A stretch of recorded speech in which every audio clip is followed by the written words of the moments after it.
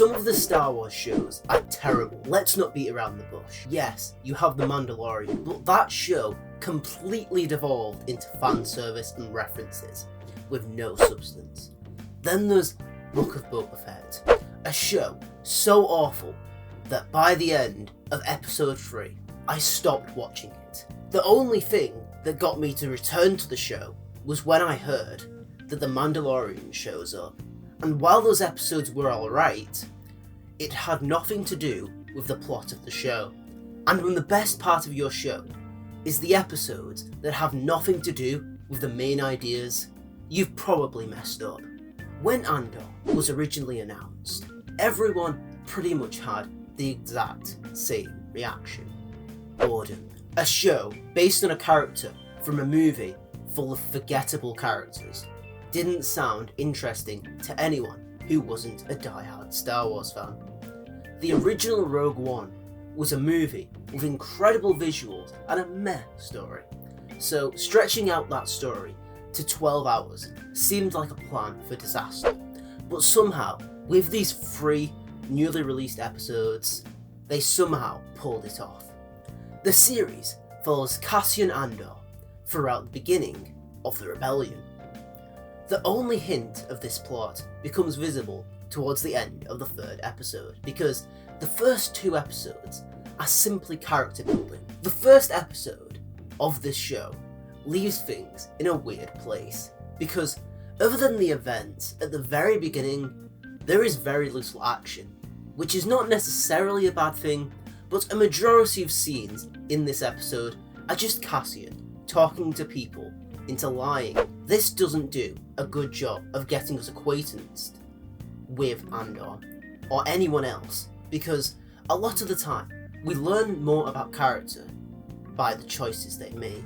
We instantly know more about Walter White when the first reaction to getting cancer is to start a meth business. At the same time, we are also introduced to a few lower ranking security guards who are on the hunt for Cassian because of their actions at the start of the episode.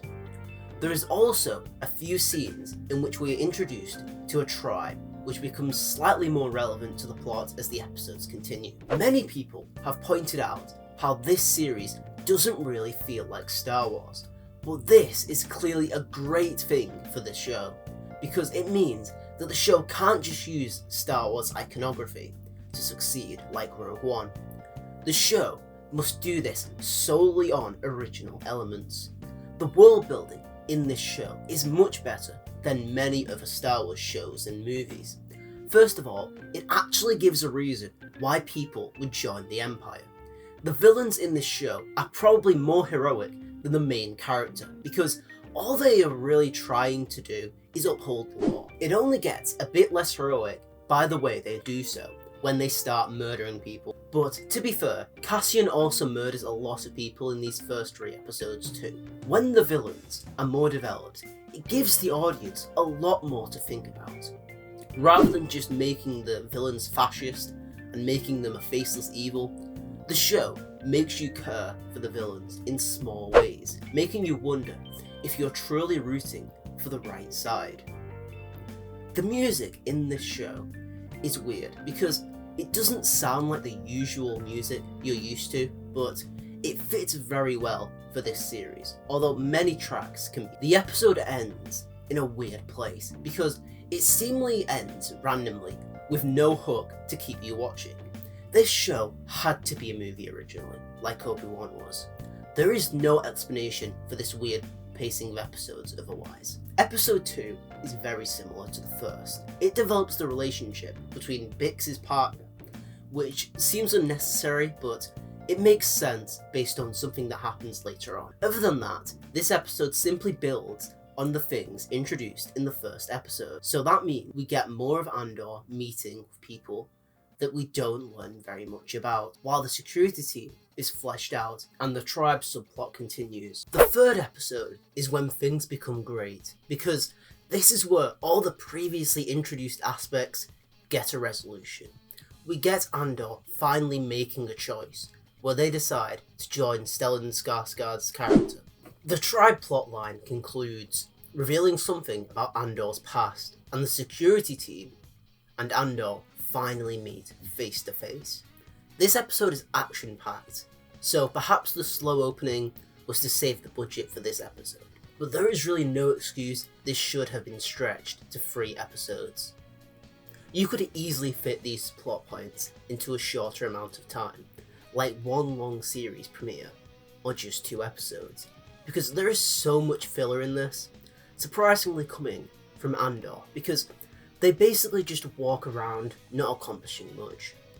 If you would have moved the tribe plotline to a later point in the series, it may have fit better, because this plot clashes with the main plot, and it could have easily been finished a lot faster. Because all you would really need to do is turn this into a 5-minute scene instead of the half an hour it becomes with all these long shots of the tribe just waiting for something to happen. In the first episode, the tribe does literally nothing. It takes until the second episode for them to leave their camp, so you could have it easily short. The action in this show is a huge improvement from the usual action we see in these Star Wars shows. Sometimes it feels like the characters are invincible and barely have to try to win a fight. But in this show, the characters actually need to think strategically to get out alive. This show makes the security team an actual serious threat by actually killing people unlike any other villain in a Star Wars show. The main issue with the show is Andor himself. They are not very charismatic, and it led to me being disinterested with what was happening. Andor doesn't really have any character traits. I couldn't tell you a single thing they like, or the reasons for why they are doing what they do in this show. This may be something developed later in the show, but for a show named Andor, they are easily the most boring part. Surprisingly, the most interesting character is the leader of the security team. They actually have reasons for why they are hunting Cassian, and they actually have already gone on a mini arc in these 3 episodes alone.